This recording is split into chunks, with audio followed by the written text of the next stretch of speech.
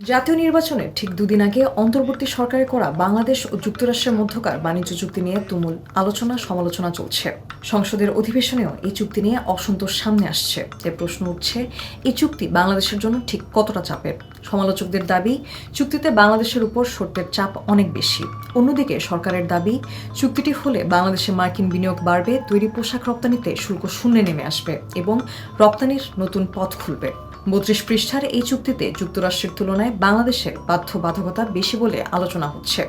চুক্তির ভাষায় বাংলাদেশ করবে বা বাংলাদেশ শ্যাল এসেছে ১৩১ বার, বিপরীতে যুক্তরাষ্ট্র করবে বা ইউএস শ্যাল এসেছে মাত্র ৬ বার। শব্দচয়ন থেকেই বোঝা যায় কোন পক্ষকে বেশি শর্ত মানতে হবে।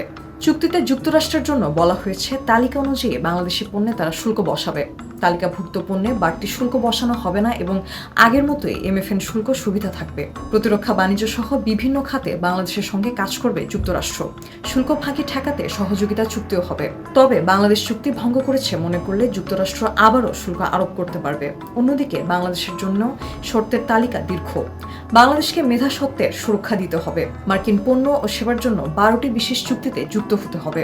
ডিজিটাল সেবায় মার্কিন কোম্পানির উপর বৈষম্যমূলক কর বসানো যাবে না। অন্য কোনো দেশের সঙ্গে যুক্তরাষ্ট্রের স্বার্থ ক্ষতিগ্রস্ত হয় এমন চুক্তি করা যাবে না। মার্কিন কোম্পানির প্রযুক্তি, সোর্স কোড বা গোপন তথ্য চাওয়া যাবে না। এছাড়া খনিজ, জ্বালানি, বিদ্যুৎ, টেলিযোগাযোগ, পরিবহন ও অবকাঠামো খাতে মার্কিন বিনিয়োগ সহজ করতে হবে। তেল, গ্যাস, বীমা ও টেলিযোগাযোগে বিদেশি মালিকানার শর্ত শিথিল করতে হবে। জমি ও বিদেশি বিনিয়োগে তথ্য দিতে হবে। যুক্তরাষ্ট্রের এফডিও অনুমোদিত ওষুধ ও চিকিৎসা সরঞ্জাম সরাসরি গ্রহণের কথাও রয়েছে। শ্রম খাতেও আছে শর্ত। ইপিজেডে শ্রমিকদের সংগঠন করা ও দর কষাকষির অধিকার নিশ্চিত করতে হবে।